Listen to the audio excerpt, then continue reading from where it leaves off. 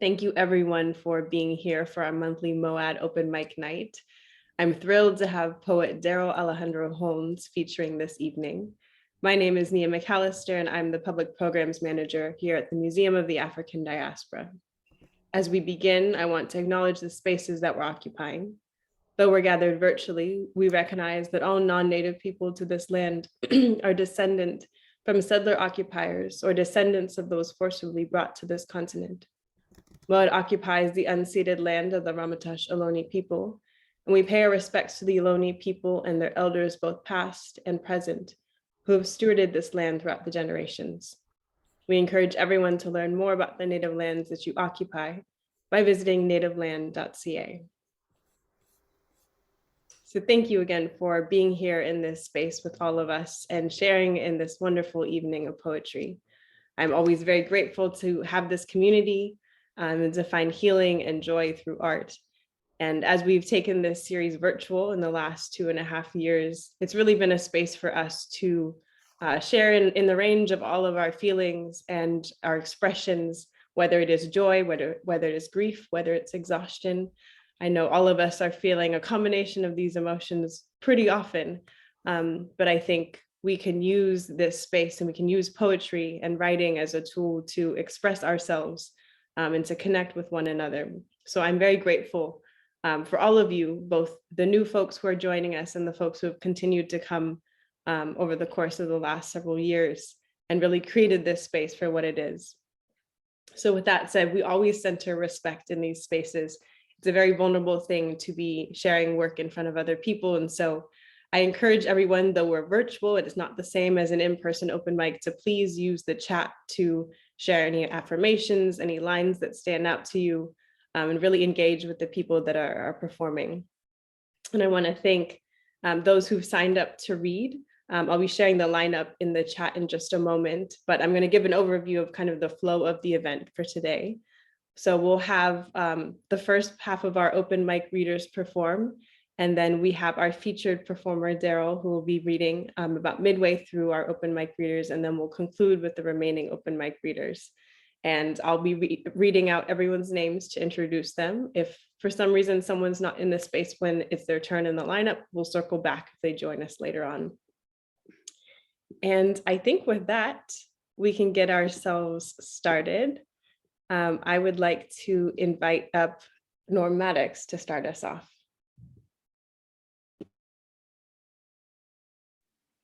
Oh my gosh. Okay. Welcome. I'm so glad to be back to this space. And I'm going to go right in here. First piece that I'm going to read, I don't know if anybody's heard this before. Made it out alive. My partners, my buds, my friends for life are survivors, surviving barely.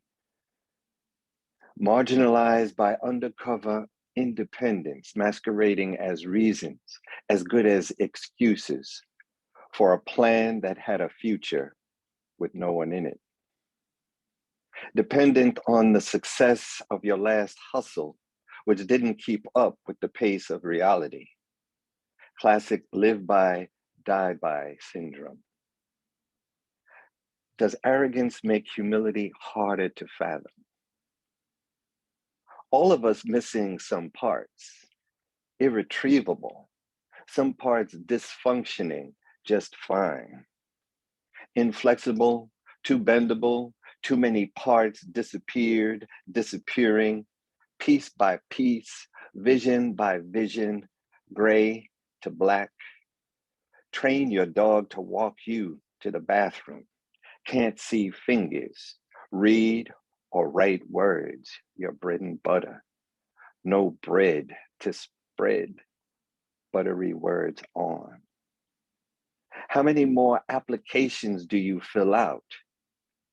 How many more interviews do you schedule so it feels like you're working full time? No check, lights out, heating a can of sardines with a candle. How many bridges to rebuild, to walk with dignity, or crawl with pity back into the heart broken and calloused by your version of love. Feeling orphaned by life? No, not yet. I am your last only brother. Next piece. The pursuit of love. First love, original love, unconditional love. Thinking love needs no adjective less than magnificent.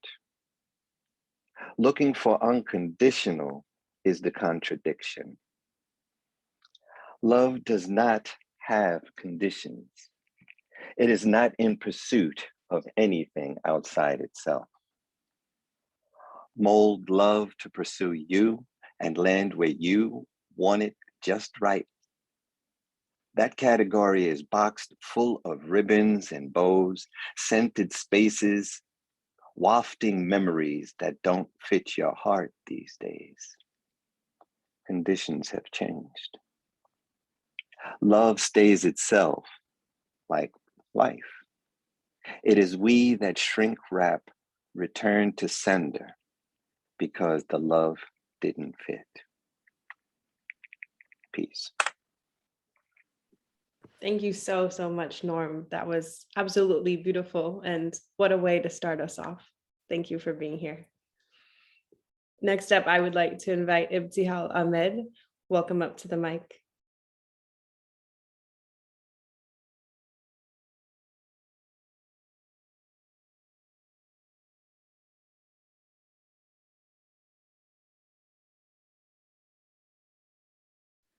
I'm sorry, can you hear me now? Yes, we can hear you. Okay, sorry about that. So I'll share 3 pieces which mostly revolve around identity and loss. The first one is called The Nile. He wanted me to imagine a life beyond these windows. We didn't say much, but our expressions were as carefree as the sandstorm surrounding us. I kept marveling over the wonders of the Nile, which bore secrets of abundance and loss. I felt like the weight of our bland exchange couldn't be handled by the Nile. I devoured my uncle's stories of yearnings from the past. His voice was shrouded by the emptiness of his agony as he paused to reflect on the kindness of those who passed. He lived through more losses than power outages in his lifetime. But then the Nile had its own way of seducing hope and immersing it into the hearts of those who longed for better days. As we crossed the bridge, only traces of the sandstorm were there. It was as if we were crossing through life without leaving behind traces of our destiny. Next piece, newcomer. I have been a newcomer all my life. I live between destinations that I'm always late for. Transits enchant my soul. Introductions make me sick because my story has become too familiar to my being. In a land which could have been my motherland, I stagger to set my soul in the heartland because my unconventional nature renders me speechless when I attempt to speak into existence the scattered pieces which I drag across continents. I am a fraction of a world within worlds. I am the nominal guest seated between a perceived identity and the periphery of my essence. I'm not a misfit. I'm a mosaic of voices which have yet to reunite with broken borders. Last piece, whispers. You think my soul is secondhand because it's been through whispers. To you, brokenness is my brainchild because I didn't give birth to twilights. But let me introduce you to me. I am the pieces I see in aching hearts, the resilience I drew with tears, the hopeful smiles of missing joy. This is me, protected by prayer, clothed with forgiveness, revived by faith. Thank you. Thank you so much, Ibtial. It was wonderful to hear your poetry and an absolute joy to have you in this space. Thank you. Next up, I would like to invite S.K. Williams. Welcome, S.K. Thank you, Nia. I'm glad to be back. Um, I'm going to share three pieces. I want to say happy African American Heritage and Black History Month to everybody. And I also want to dedicate my poems to Toni Morrison, whose birthday it is tomorrow. And I am a huge fan. I am going to read some pieces that are as part of Black History Month. I like to I celebrate it from an African diaspora perspective, and so I'm a Garifuna woman from Belize by way of Guatemala and Honduras, and so I'm going to read poems about my people. I'm going to use some words that are in my language. And we are one of many maroon groups that comes out of the Caribbean, meaning Africans that were captured but escaped. And so we were brought from Africa into St. Vincent Island. And then deported eventually into Belize, Honduras, Guatemala, and Nicaragua. So we refer to St. Vincent as our intermediate homeland, and we call it Yurume. So Yurume features a lot in my poems. So here is my first one. It is called Transformation. Kerub, Kerub. Though it sounded like cherub, the plump round babies that were the guardians of the soul and the heart, that played love games. It was anything but love that the actual word connoted, loaded with hate, loathing, and ignorance. It was typically spat out. Kerub. Garifuna people were called Caribs before, as in, black Carib, red Carib. So Kerub became the pejorative that we were known by in Belize and Guatemala. With vehemence, like so much bitterness from the mouth of the speaker, vile with bile. It was meant to sting and corrode the soul of the recipient, casting him back into the darkness of inferiority, where he was told he belonged. And sometimes it did its bidding, burning the heart, soul, and pride of the people of the cassava, the people of the plantain, and bimena, and hudutu falmo, and bimekakule, and fish and coconut milk. But in the long run, they did not heed the intention of destruction, and like their ancestors before them, they simply kept going, playing their drums, the heart drum, the primero, segundo, tercero, in Dabuyaba. Dabuyaba is our longhouse, with their ancestors as guests and audience, and family who lay sleeping in hammocks tied one above the other, then waking in the morning to once again continue the ways of their people, rocking and swaying and raising the heartbeat of the Uwayaho, the dead, dancing a Bemahani and Hungungungu and Punta and Wanaragawa, and sacrificing the Damas, and guarding the doors of the temples to keep out evil, either by way of eye or menstrual blood, summoning the ancestors with conch shells from far out to sea, Yurume side, east, waiting and hoping and praying for the evil word to disappear, taking with it the people who created it. And it did disappear, even though the utterers of the bad word remain. They prevailed, leaving the bad word behind them, and became Garinagu, Garifuna, the cassava eaters from Yurume side, with their beautiful language and their beautiful customs and their beautiful music that they will dance till the end of the time, writhing to the drums on their way back to Yurume, from whence they were cast out, back to the land of the beauty of the rainbows in the valleys, and to the realm of our Kalipuna. That's the first beast. The second one, Yurume, again, that word. Our midway between Africa and our new world, our intermediate homeland, the place where our hybrid memories began, the place of mixing, the joining of the African and the Arawak, the African and the Carib, Kalipuna, deep in the forest jungles, high up in the mountains above the clouds, away from our captors, welcomed by the indigenous who shared their languages with us because we'd come from different places and did not have a common one. They shared their cultures, their food, their music, their love, and we were formed and blossomed into a new people, fierce and proud, Garifuna. And you were our new home, far away from our own, our new home until we were once again cast out and left adrift to die.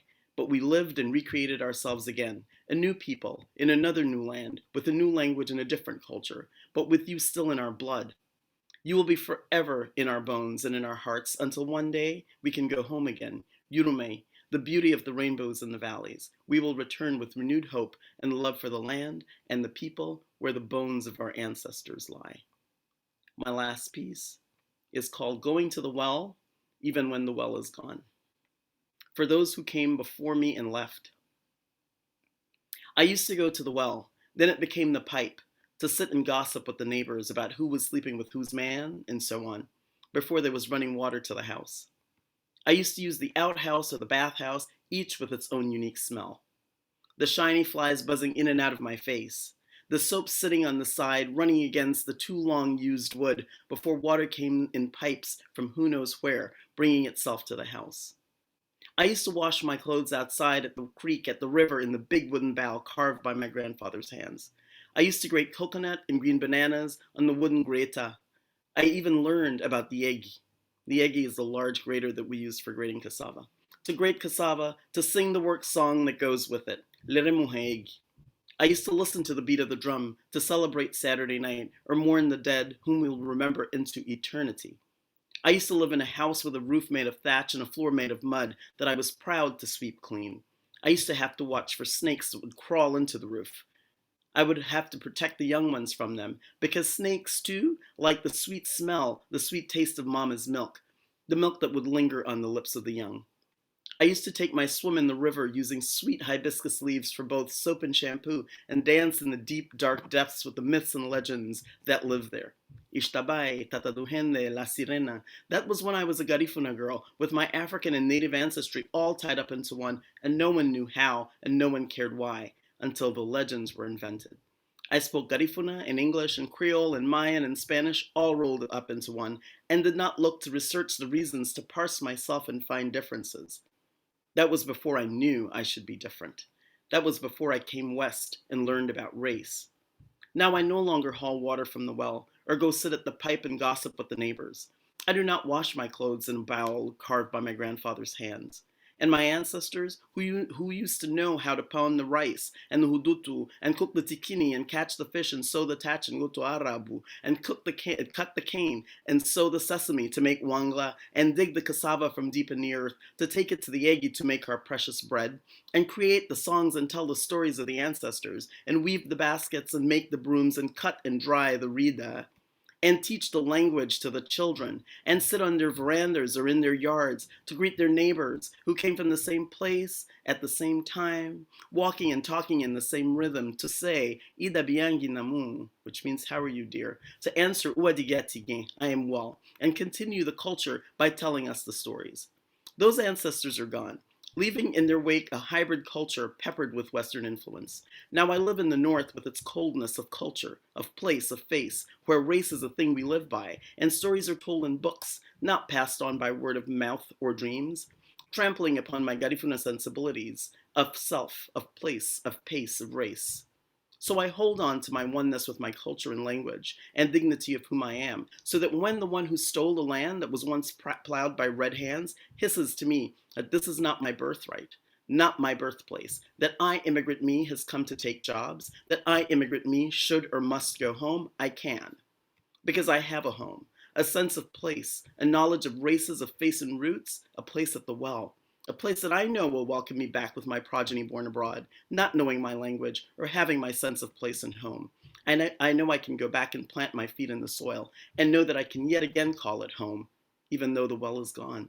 Taking with it the people that I knew and loved, that created the me that is me. I can go home again and start up as if I'd never left, even though many things are new and different, and the pipe no longer exists. So I can sit and gossip with the neighbors about who's taken whose woman or man, and whose child is not really his. I can go home again, even though the well is gone. Thank you. Thank you so much, SK, for bringing family and ancestry into this space and truly the diaspora. Thank you so much. Next up, I would like to invite Stuart Shaw up to the mic. Welcome, Stuart. Thank you, thank you. And it's a pleasure of mine to be reading tonight, especially with my good friend, Daryl. So I'm gonna try to read 3 poems. The first one is called Plants and Trees for Eric Garner.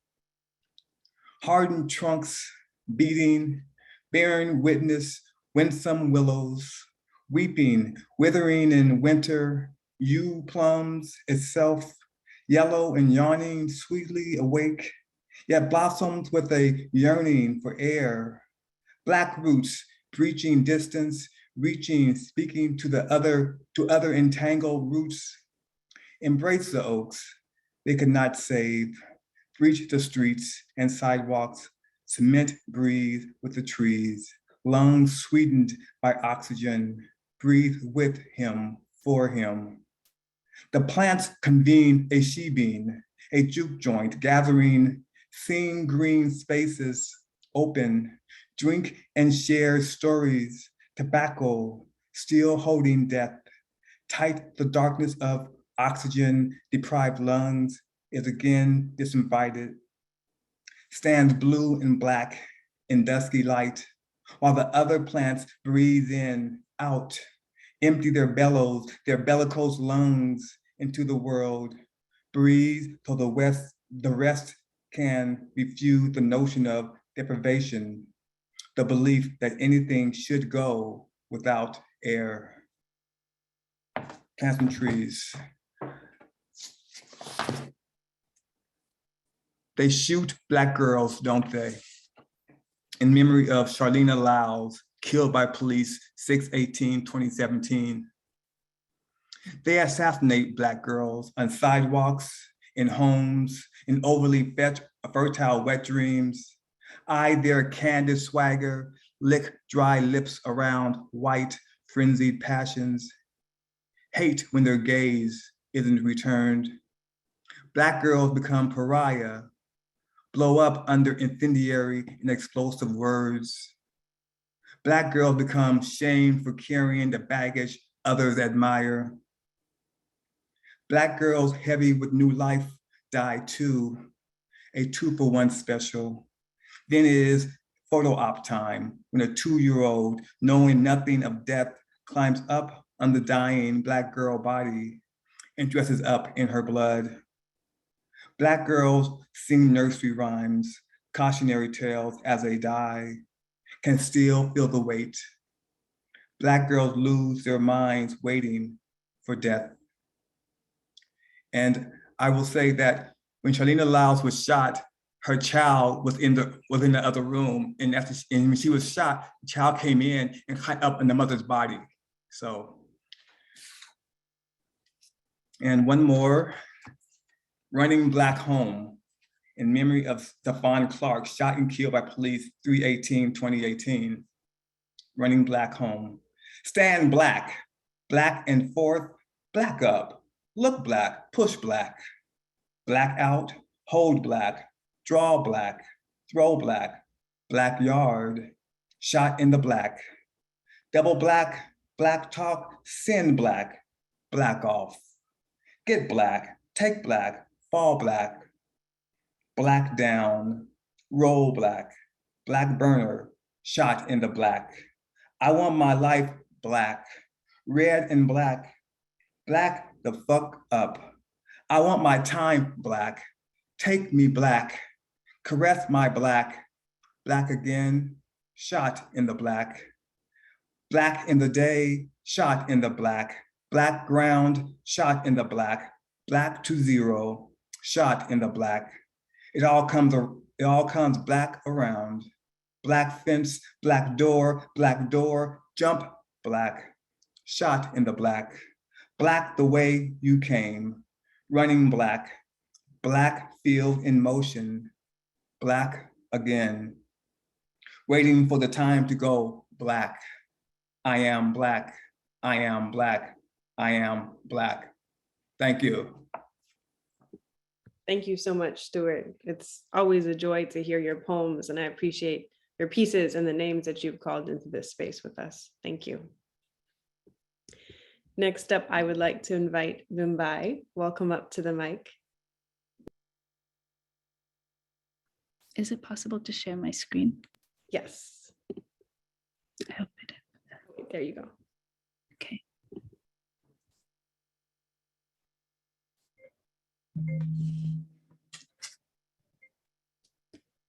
Sorry, I thought I put my phone on silent. Okay. Let me see how this will work.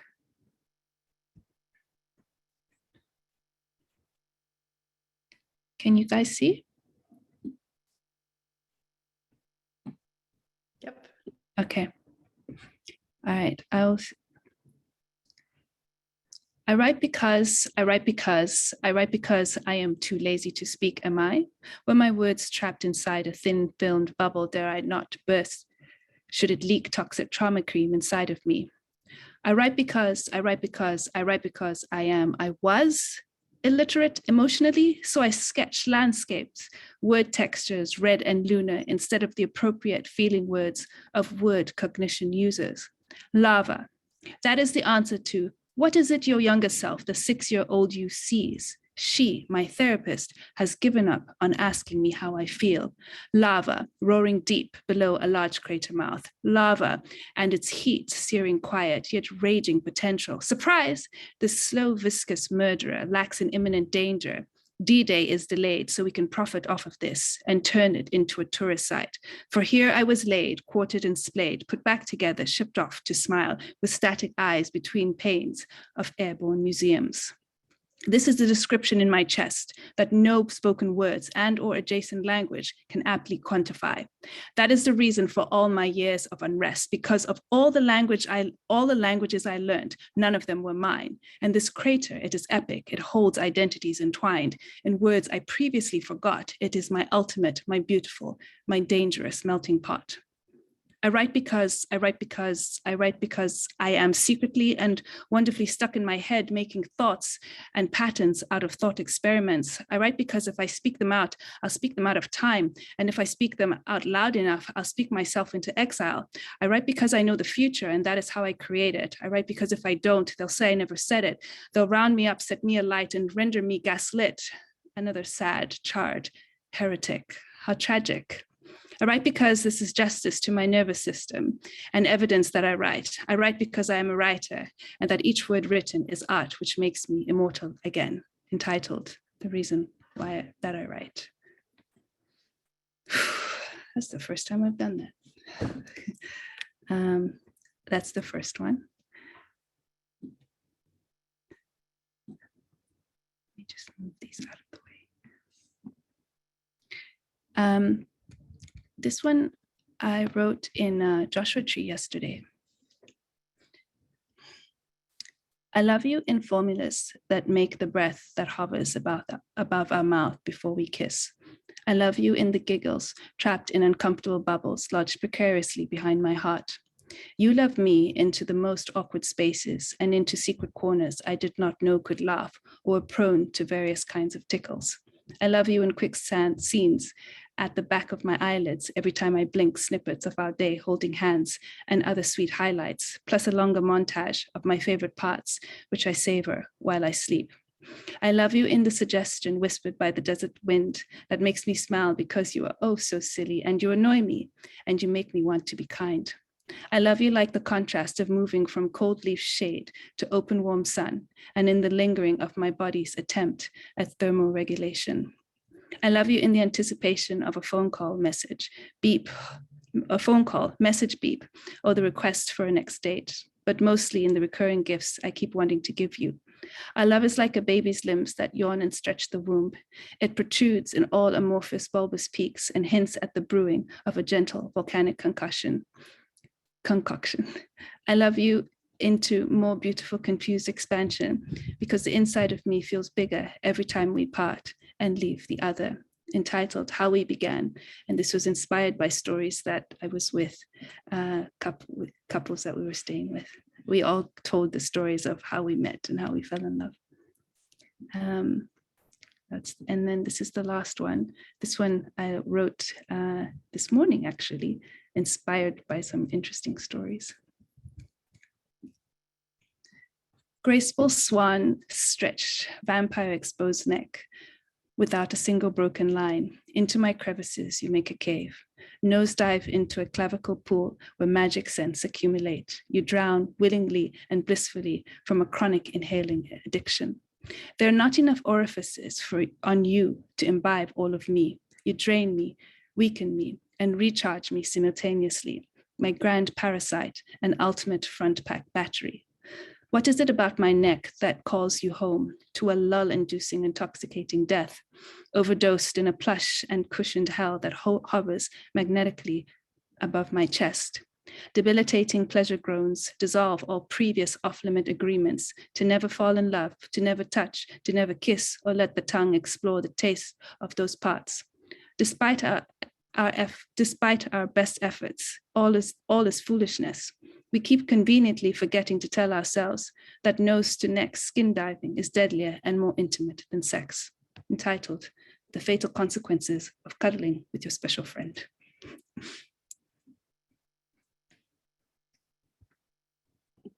Thank you so much, Vimbai. This is just a joy to get to hear your poetry, and I'm so excited to hear more. And I loved seeing the written word and hearing you read it aloud as well. So I'm going to share a poem and then introduce our wonderful feature for this evening. I want to thank SK for calling into this space Toni Morrison earlier in the event and reminding us that her birthday is tomorrow. And so I'm going to read one of my favorite pieces that I wrote in honor of Toni Morrison, which is entitled, In the Day Diamonds Are in the Water. The only time the ocean cut me, I bled stories. They said, what a beautiful yet terrifying thing it is to be free. They said, we have traveled years to bring you our names. We knew you'd forget them, or worse, never recognize them in the first place. They said, remember me. Unfold your tongue, gather in your hand all the cities your foremothers birthed freedom in. Scatter milkweed seeds in the wind and call us home. So waterlogged and weary, I bandage my wounds with diamonds and rise from seafoam memory, homebound. I have never been far from the page. How else to learn what moonlight looks like through blue-eyed promises? Oh, but to be Sonia, to be Toni, to be wind in a cotton field scattering marigolds. I wish I knew Arkansas clouds like I do the lines on a palm, like I do the recipe for forgiveness. Joy is memory in the refrain, magic too hopeful to stay hidden. See, the trick to befriending stories is listening, after all. Yet sometimes belonging cannot be traced by tide lines or railroads carved out of the night sky, but rather dog-eared pages and overdue book finds. See, having a library to owe things to makes one at home, right? So we write, we sing, we rename our story legacy before they claim we were never here in the first place. Find us on the page. As she said, this is the first battlefield we play on. Hear our words dance, and so we too leap into blissful surrender. And one day we will fly, and one day we will fly. Thank you. It is now my honor to introduce our featured poet for this evening. Darrel Alejandro Holnes is an Afro-Panamanian American writer. His plays have received productions or readings at the Kennedy Center for the Arts American College Theater Festival, the Brick Theater, Kitchen Theater Company, Pregones Theater, and elsewhere. Holmes is the author of Migrant Psalms and Stepmotherland, which was just released recently. He is the recipient of the Andres Montoya Poetry Prize from Letras Latinas, the Drinking Gourd Poetry Prize, and the National Endowment for the Arts Literature Fellowship in Creative Writing and Poetry. His poems have previously appeared in the American Poetry Review, Callaloo, Best American Experimental Writing, and elsewhere. Holmes is also a Cave Canem and Canto Mundo Fellow. Welcome, Daryl. Thank you so much, Nia. It's a real pleasure to be here. I'm so excited. And I remember the first time I went to MOAD a few years ago, I was just so fascinated by the great work that was collected by your curators. And I am excited to see it in your background. It makes me feel as if I'm there, which is very inspiring. As a matter of fact, I think I'm gonna switch up the first poem that I'm gonna read tonight. And instead start out with some ekphrastic work because I really, really love visual art a lot. And I'm very inspired by it. And I read this book, Eduardo Corral's first book of poetry called Slow Lightning. And in it, he has quite a few ekphrastic poems. And it was wonderful because I think in graduate school, we're often looking for work to give us permission to do what we want. And I just wanted to write so much about visual art. And finally, I found a book that wasn't about that, but it did include quite a few poems. So I'm just going to bring his name into the room as I get ready to read this first poem. And this poem was a Split This Rock poem of the week. It was up on their website. It was like one of the top 10 of the year, which is kind of like cool and really crazy. And I think it's an example of how good work can keep on giving because it's inspired by a Kehinde Wiley piece called Sleep. And so that's the good work, is the Wiley piece. And it inspired this poem called Breaking and Entering. Only beasts are supposed to hibernate, but this brother has been lying there for years. Truth isn't a news headline. Between the lines lay his body, between brushstrokes, his soul ascends, doing those things portraits rarely capture, giving life, giving face, serving. A Black man's body on display hangs in a museum.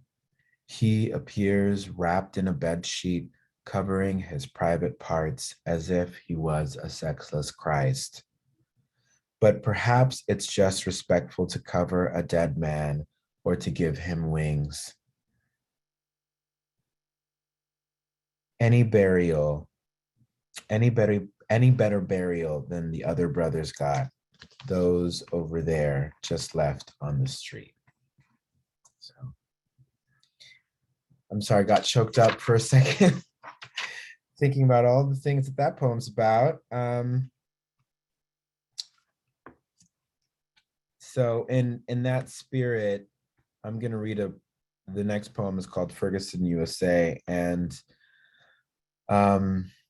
you know, I'm reading this to be in conversation with the great poet Stuart Shaw, who has joined us today, and thinking about the moving work that he just shared. And I was recently giving a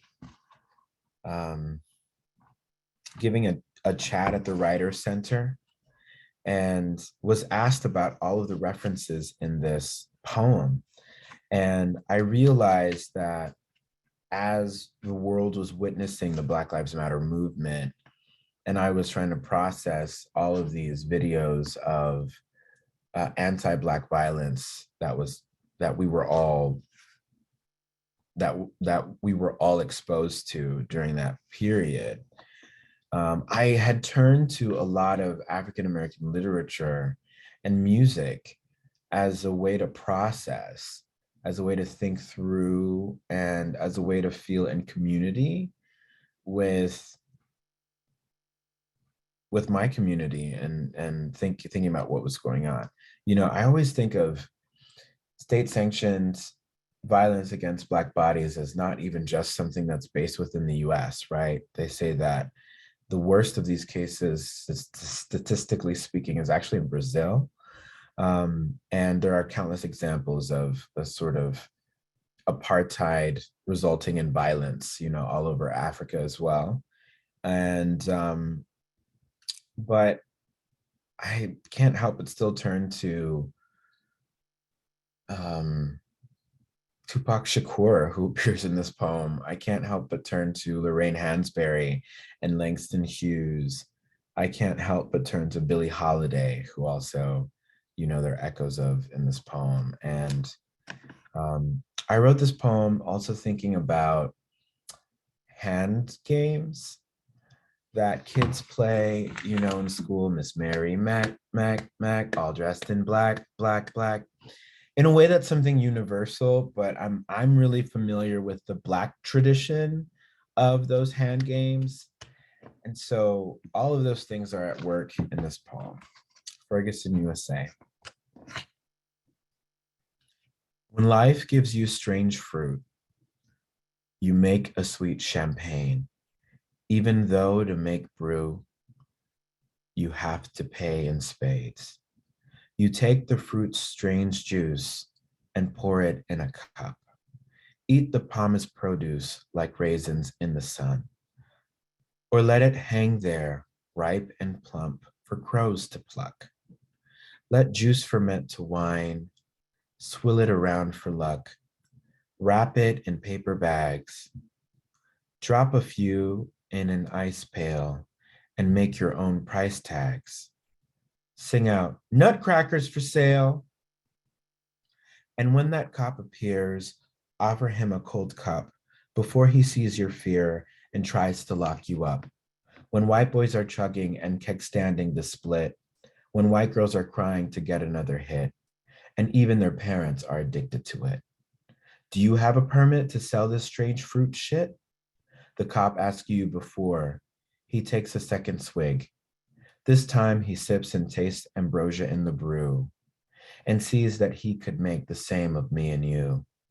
What will you do when he shoots to drain your strange juice? Let the red bullet wound fester like a sore? Then when your blood's on tap, not take it anymore? In this darker the berry world, in this Eden before the fall, a sweet tooth will lead everyone to splash against a wall.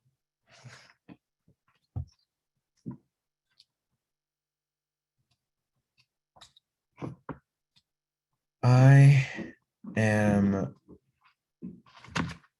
initially going to start with this ode to my father, the captain, and I'm going to circle back to it now. My father started out as a captain in the Panama Canal. Feels like 100 years ago. It was a very long time ago. You know, it's one of those, my father grew up in a time when it was, when getting a government job meant stability, you know, and it was that kind of job that you don't let go of. And so he worked for over 30 years, I'm going to say nearly 40 years for the Panama Canal, which is a government job because it was operated by the US federal government and then by the Panamanian government. So he started out as a captain and he ascended the ranks over the years, but he always retained that title, Capitan. So this ode is to him. Before I read it, my air conditioner just came on. Are we okay with sound, Nia? Okay, great. Ode to my father, the captain. Praise be to my father. Glory be to his never blinking eyes, wide open in solidarity with the unstoppable water flow between oceans and the endlessly swift airstreams in the sky. Ever alert, alarmed only with his compass and memorized maps of the stars, he pilots the ship through locks in the Panama Canal to turn tides on a dime in the dance of trade and unlock the earth's many ancient water routes. Honor be to my father for keeping us worldly with rubber cargo for Indonesia for our sneaker soles and tantalizing tantalite cargo from Brazil for our iPhones. In a world where people are defined by their crazy love of foreign things. Praise be to the captain's pepper tongue, speaking orders in an island-infused English to the ship's home squad, while also speaking a smooth sailing Spanish to his canal crew of good time guy, Pana master pilots. For navigating the planet's sea of tongues with style and the graceful tonetics of an articulate diplomat, as any Black man who is among the first captains of his kind would have to do. Praise to the giants on whose shoulders my father stands, to the shackled gallants packed top to bottom and shipped in galleons from Badagree or Cape Coast Castle, to West Indian plantations, and then to our isthmus to build and labor our canal. To the ancestors who guide my father when his motors break with their celestial steering, with a gentle push from their hands of sky, just as he guides me to steer my black man body past his having once been considered cargo, past his now commanding a foreign cargo ship, to me one day becoming the wind sifting through all sails, to my one day becoming the water through which all ships must navigate, to my one day becoming the dark matter from which the stars hang at night, illuminating the way home for all who have strayed or been stolen. And now, kind captain, go home to rest. The last boost of coffee has rained down from your thermos flask and washed through your blood to mine. You, who cruise the moon around the world so tight, rest sweetly as you sail home tonight.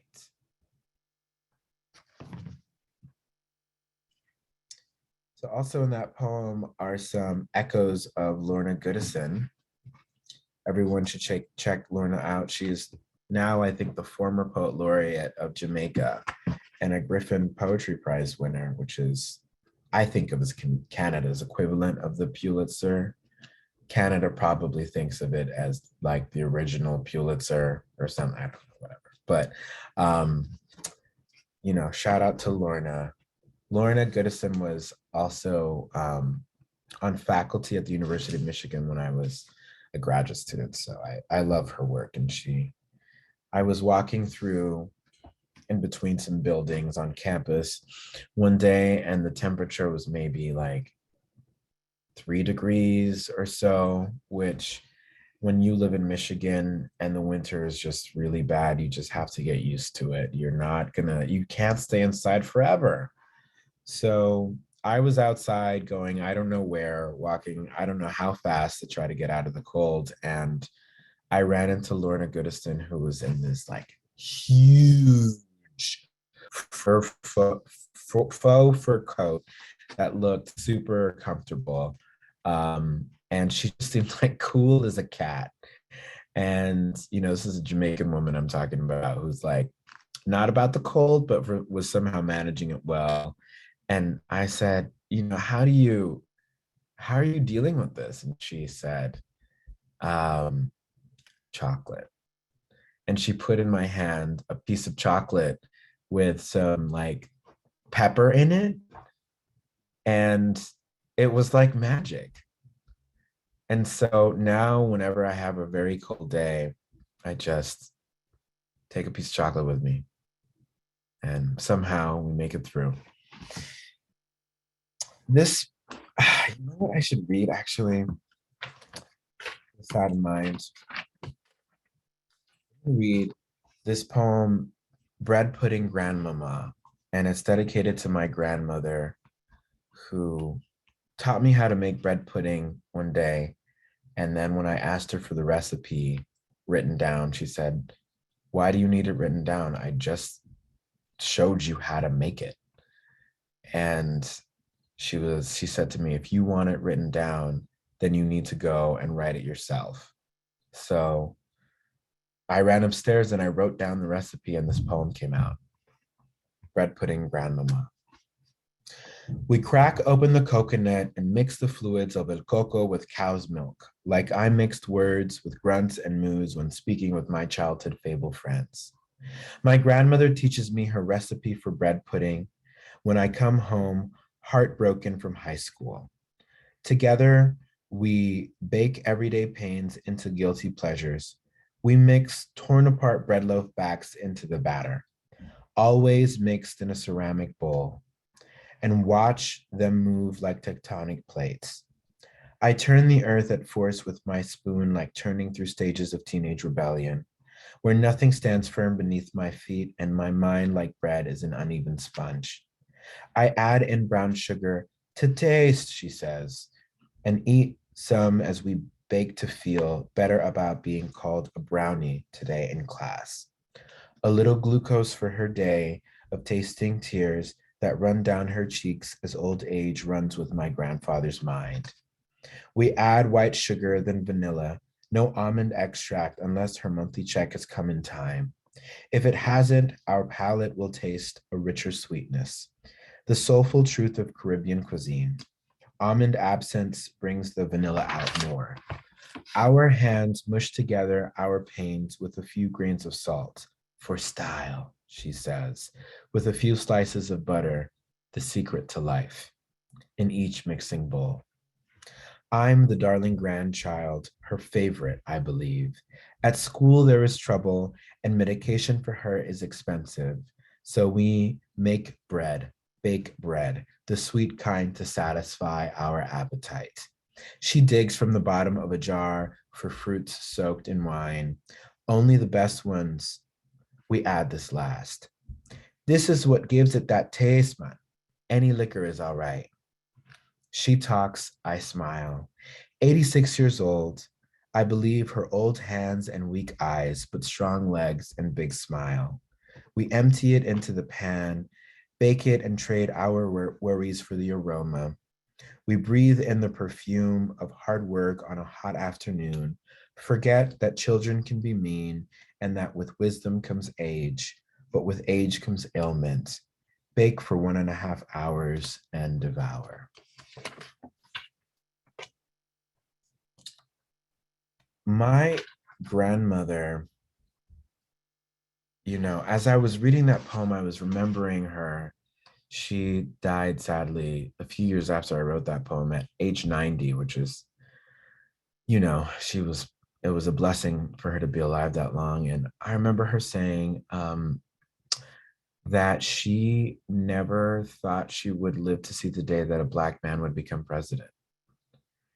And I just remember how excited, I mean, like really excited she was that Obama won. And I just always hold that in mind. I don't know.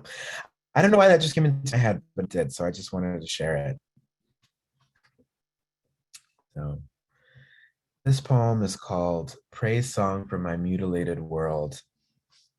And this poem won the C.P. Cavafy Poetry Prize from Poetry International, selected by Ilya Kaminsky. And I'm so excited about that because when I was an undergrad, I studied with Mark Doty, and he's a big C.P. Cavafy fan.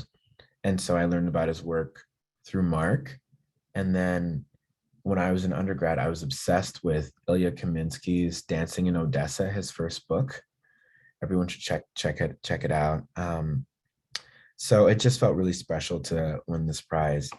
And as you can tell, I'm very inspired by my family to write poems. I think one of the reasons is folks would always tell me to write what you know, write about your homeland. And I was like, I'm not gonna write you some banana boat sounding, poems about the Caribbean or whatever. I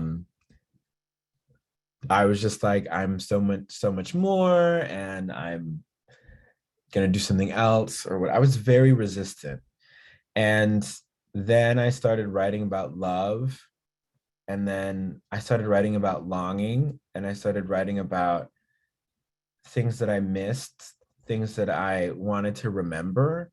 And I somehow ended up writing about my family and the Caribbean and the land that I left behind, as well as the land that was new to me and that I was discovering in the United States. And so that's why the book is called Stepmotherland, because it's about all of these different lands that I'm a citizen of and that I'm a part of. So my grandfather and my grandmother, they lived in Rio Abajo in Panama, which is a little bit like living in East New York.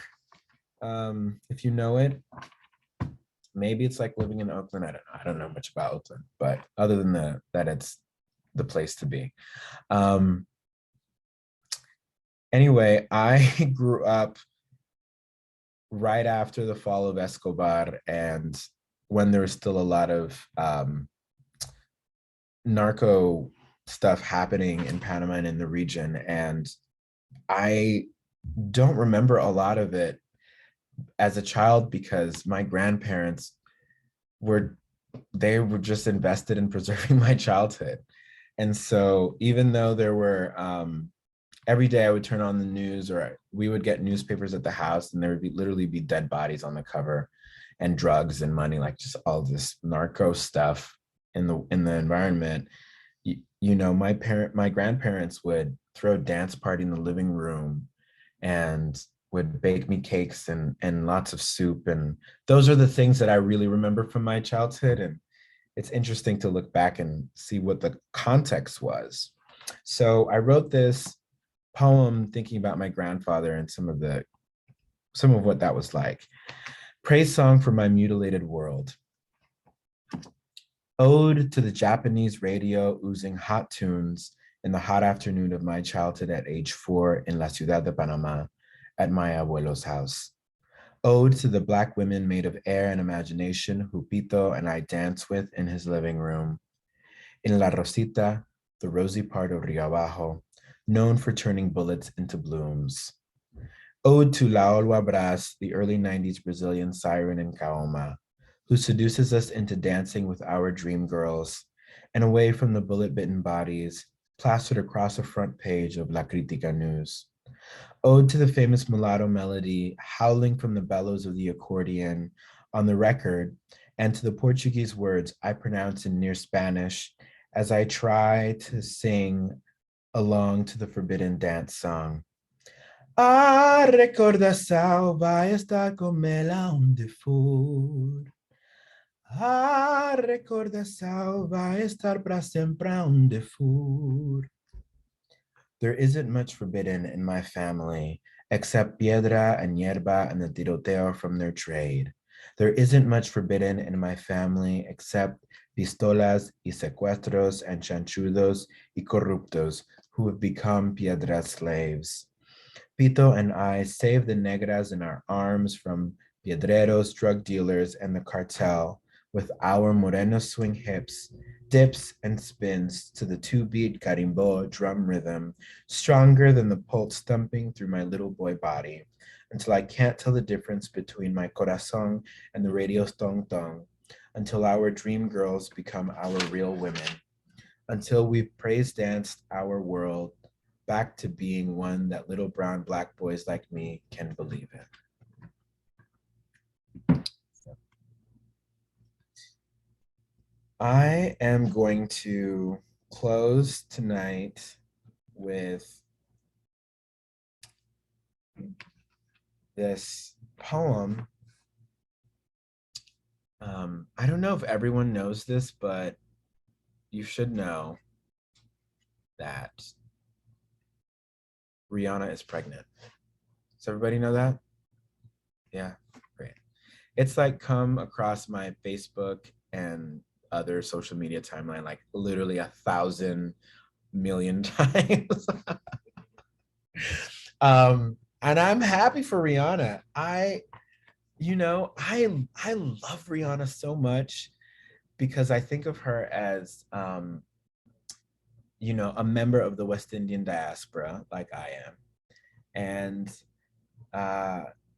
someone who's realizing her American dream. And so I just kind of I'm always rooting for her. So I was in conversation with Rigoberto Gonzalez about Rihanna years ago and how I thought she was iconic. And he was like, she's too young, still early in her career to be iconic. I'm like, no, you don't understand. She is iconic. And he was like, write a poem about it then. So I did. I had set out to write this poem thinking it would be, about Rihanna on stage, dancing and like doing her thing or whatever. But I found this photograph on Instagram of her dressed up in all of the carnival regalia, the costume and the whole thing, holding a baby while sitting on a washing machine in her aunt's house in Barbados. And The image struck me so much because I'm inspired by visual art, and it reminded me of Madonna and Child, that classic Renaissance, painting and versions of it that have been released over the years. And it was Rihanna as icon, but a different kind of icon, a classic icon. So I wrote this poem thinking about that image on Instagram. It's called Rihanna and Child. The rude girl is with Child in the Instagram pic. It's not her baby. She wears a costume that conservatives may describe as exotic and revealing. I call her mi pana and mi pai.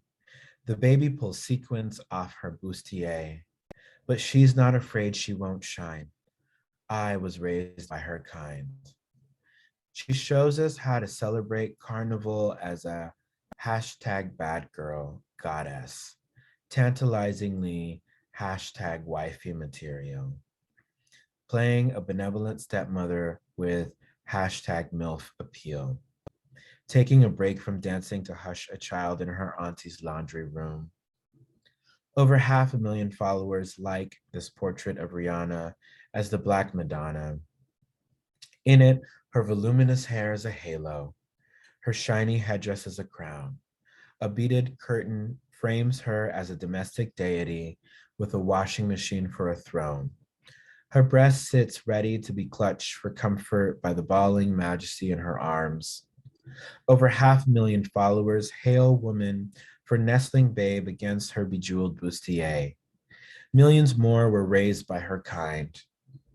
Millions more once nestled on the chest of a mother's uniform or on the costume of an auntie's close enough to be a stepmom, taking care of others on break from dancing soca or murga in the parade. I was raised by her kind, dazzling and Amazonian, running so fast through the hairspray that her wig almost burst into flames. She who fills beach dunes with matches, feathers, rhythms, and milk bottles, her nude arms waving at parade people walking by, her ribs cracking where the DJ drops the beat. She is not afraid to die. Yes, I was raised by women like that. I was raised by her kind. Thank you. Thank you so much.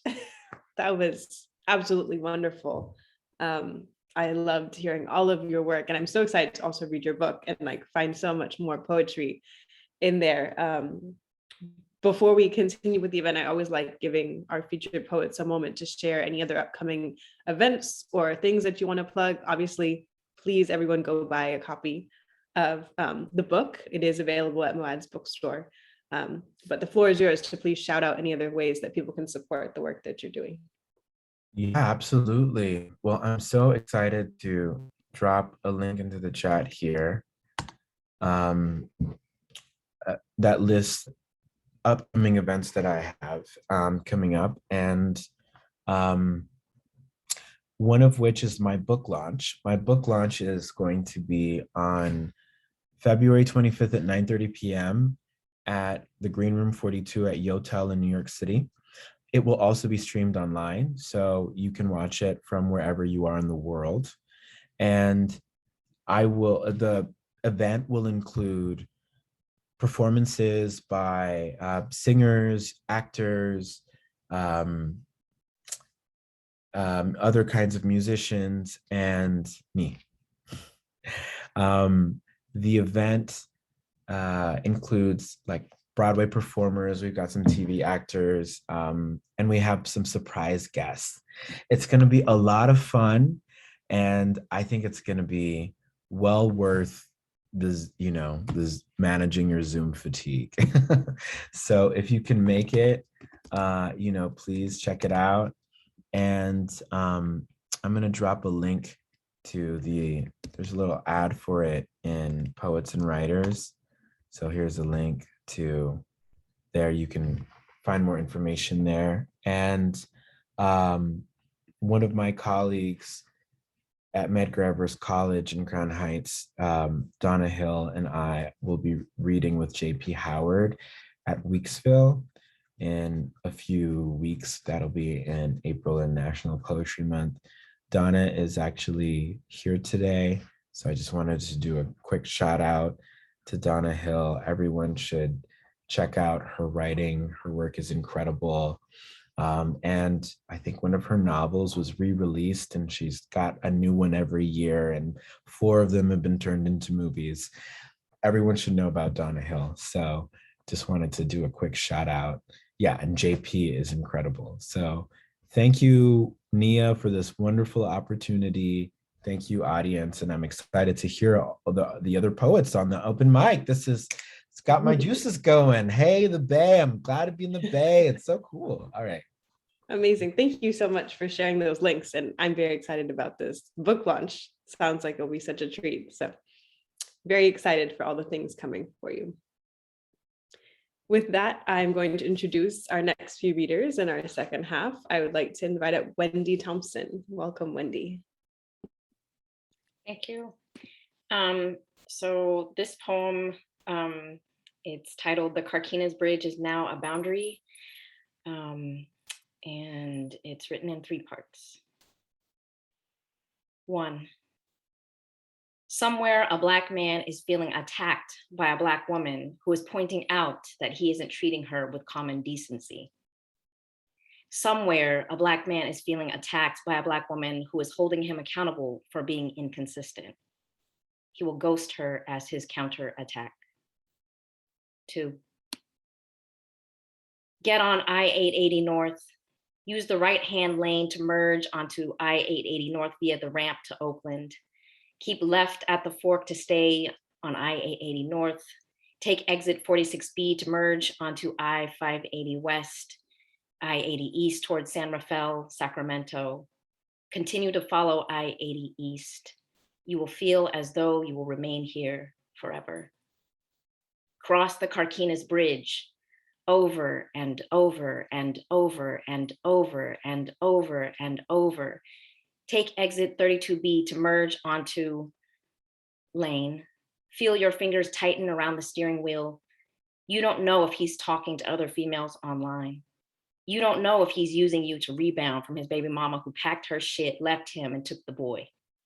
You don't know that you will eventually fall in love with him and activate his avoidant attachment style, which will cause him to throw you away, but you came prepared, wearing a skirt and cute panties. Merge onto lane. Use the 2 right lanes to turn right onto street. Turn right onto avenue. You have arrived. 3. There was the virus and then there was you. And my body couldn't tell the difference between the absolute way my life was sucked into one side and squeezed through tiny tear ducts in my eyes. Was this a symptom or a variant? Either way, I quarantined. Why are you crying, you asked, as if all the women's names you recited on the auditorium stage of your bed, the last one had picked out those sheets for you from Target, in chronological order and in chorus, wasn't a eulogy, wasn't a forecast predicting heavy rain and the event of my disposal. I was not born an oracle, even though I am Black and a woman, but I knew my name in time would join your grocery lists of superfoods and side hoes once you released yourself from my sea cave, the warm and dark place that you once claimed was only ever meant for you. Thank you.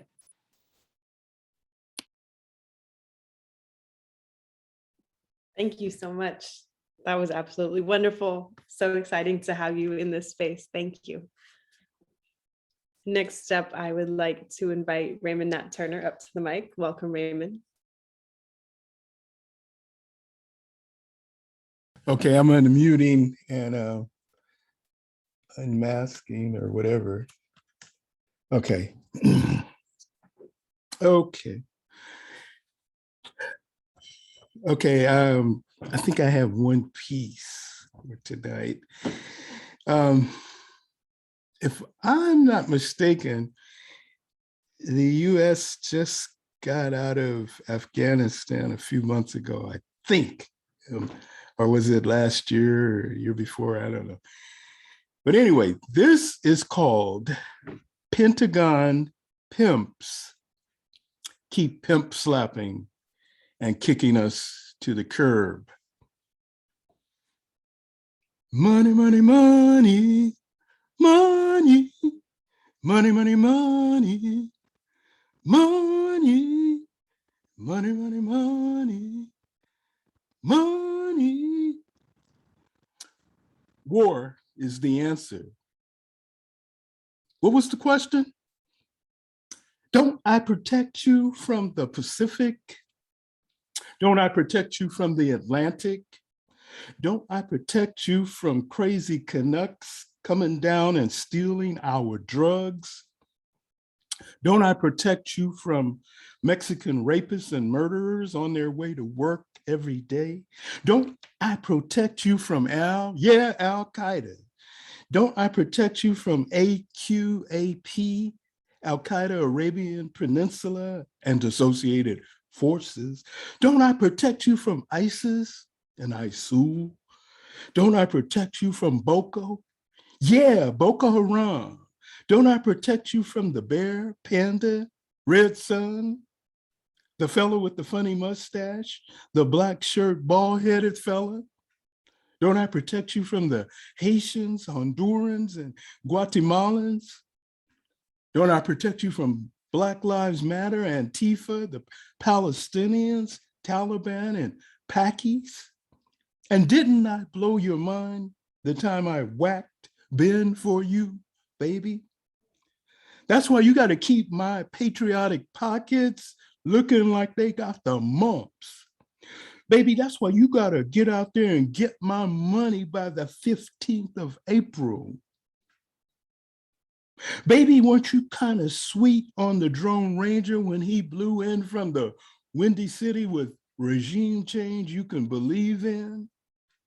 And I caught you recklessly eyeballing McCain when he sang, bomb, bomb, bomb, bomb, bomb, Iran, bomb, bomb, bomb, bomb, bomb, Iran. And you thought Boss Tweet looked presidential, smoking an Iranian general, didn't you, baby? But for you, baby, I'd liberate Kuwait, and I'd build black sites and bases around the world. I'll build NATO for my hoe, and daddy don't care about your pronoun. Making money makes it all a hoe now. But baby, I'll do disinformation for you, misinformation for you, tell big lies for you, even deploy spies for you. Baby, you work so hard and so sweet. I'll give you the 7th Fleet. You know I'll do anything for you, baby. Just don't talk that single payer, guaranteed income shit. I'll slap the taste out your mouth. Baby, them other players are all full of jive. I've proven my love with an F-35. I'm your king and you're my queen. I'll skywrite your name with a F-16. Now go get my money. Love can wait. Daddy's got to take care of his apartheid state. Oh, baby, please don't listen to that hater. My henchman ain't no dictator. I'd pivot without a leg to stand on for you. I'd mobilize militias and the Joint Command on for you. I'll fight both day and night till the bitter end for you. I'll expend every cent of the peace dividend for you. I'll build a wall on the border for you. Spill blood for a new world order for you. I'll buy the War House in Capitalist Hill for you. I'll make every new war a bloody thrill for you. I'll kill and kill and kill for you. I'll dig more mass graves for you. I'll oversee more slaves for you. I'll overthrow Saddam Hussein, smuggle Colombian cocaine, and even start shit in Ukraine for you. Oh, baby.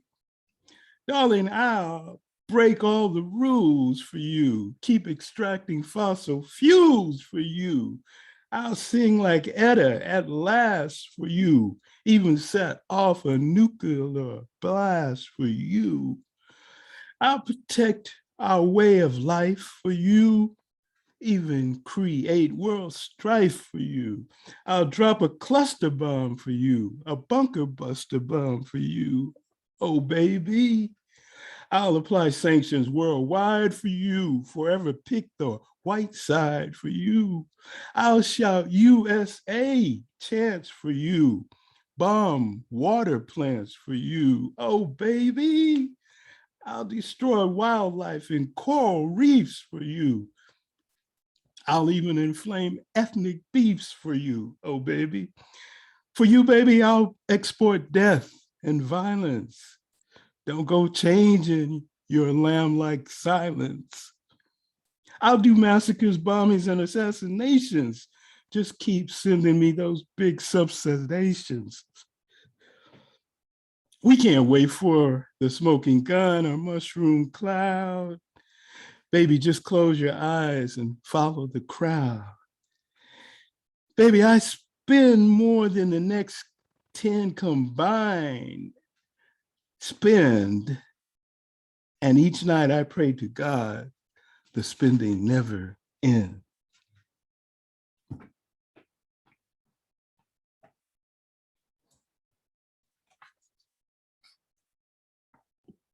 Thank you so much, Raymond.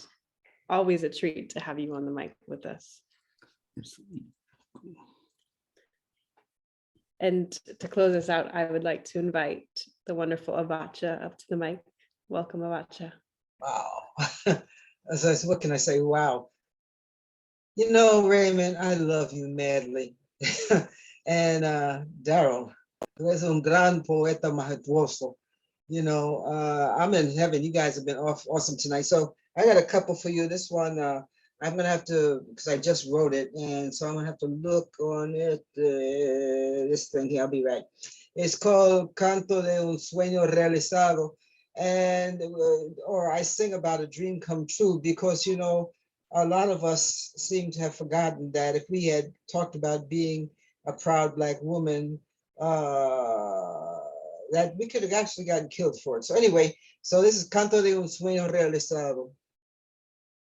Yo soy la negra, a precious jewel, the hidden beauty that Helena Rubinstein has tried for 100 years to find in one of her plastic bottles. Yo soy la negra.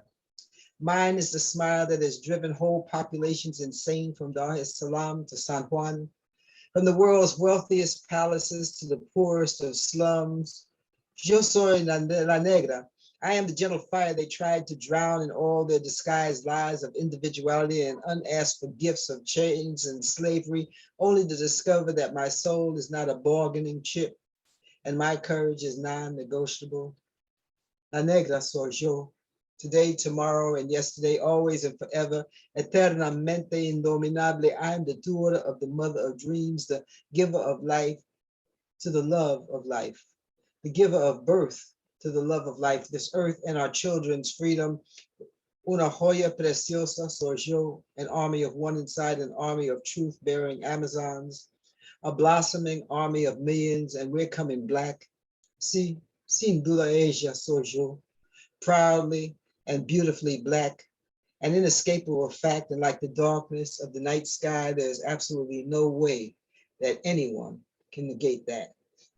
Okay, so with that, I can come back to you like this. This next one is called Never Alone. And I wrote this, some of you may have heard it, I don't know.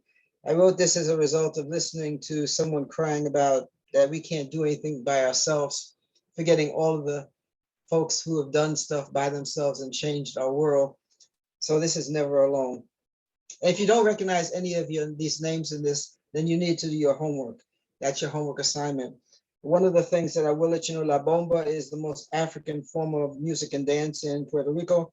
And Lando is Afro-Peruvian kind of music and dance. So, okay. We have never been alone. Marcus Garvey, Arturo Schomburg, David Walker, Ida B. Wells, Dessalines, and Queen Nzinga. and all those other incorruptible ancestors who showed their contempt for slavery and servitude by spitting in the face of evil, jumping overboard and freeing their souls, proud, unchained souls whose restless spirits still roam the ocean's floor, stamping their presence on our dreams and minds and hands, revealing their essence and creativity all over the globe. We were never alone. Zumbio Palmares Kawaya, aka John Horse, Harriet Tubman, and Argentina's El Negro Falucho, our beautiful, brilliant ancestors manifest themselves in life-saving rhythms, rhythmic vitamins like La Bomba, bold rhythmic magic, revitalizing our lives with samba, rumba, lando, joba. They sing to us in daydreams and dance with us on stages. Their tears become our paintings, our books, our poems, and feed our self-esteem when life tries to get in our way. We will never be alone. Ja Esantewa, Denmark Vesey, Granny Nanny Alonso de Yescas and Gaspar, the unstoppable freedom fighter hero of Veracruz, who reincarnated themselves in each and every one of us. Hell no, we're here. We are free, and no matter what they say, we're here today and we're here to stay. We are the voice of the millions of ancestors whose names we never got a chance to know. Ancestors who know that some of us are brave enough to know their truth, to know that we were born to tell their truth and sworn to repaying their sacrifices every day with our actions. A sacred legacy written in blood, forever inscribed in our souls, an internal tattoo, an inescapable reminder to never let us forget to remember the price they paid for us to know that we were never alone, that we are never alone, and we will never, ever be alone. Thank you for listening to my words. I want to put my book as well as a couple of CDs I'm on in our poetry series, which is the 4th Saturday of the month. We usually have 4 features, which means we only have 10 open mics. If you want to be one, you better get there early. So I'll put that in the chat. Thank you for listening to my words, and support MOAD. Thank you so much, Avacha. It's always incredible to hear your poetry and your words and to share space with you. And thank you for your ongoing support of MOAD as well. And I want to thank all of you who have read tonight, all of you who've been in the audience, who've been engaging. Thank you again, Daryl, for this wonderful feature. I feel so much joy sharing this time with all of you, and it really means a lot to build this community over time and to bring in new folks into this space. So please, as Avacha said, please continue supporting MOAD, come to our programs, become a member, donate to the museum if you are able to. We accept donations either via our website, which is moadsf.org, which is where you can learn about membership and our programs. You are also able to donate via phone by texting the number 56512 and typing MOAD SF. And lastly, we do love to hear your thoughts and your feedback about our programming. And so we've shared a link in the chat to a program survey. If you'll just take a few moments to fill that out, it really helps us know how to best serve our community. So thank you all for this delightful evening. And this program is monthly, so I invite you to come back on March 17th. Our feature that month will be Saeed Shai, and very excited to hear his poetry in the space as well. And this is just one of many series and programs that we do at MOAD. So please do visit our website and find other ways to engage and support the work that we're doing. And lastly, we are open and we have some wonderful exhibitions, 5 exhibitions on view currently through February 27th. So please, if you are local or are going to be in the Bay, do come visit the museum and really experience all of this work. There's a little preview behind me in my background, but it's really a whole experience getting to see it in person. So thank you all, and I hope you have a wonderful rest of your evening. Take care. Thank you. Bye. Thank you. Bye.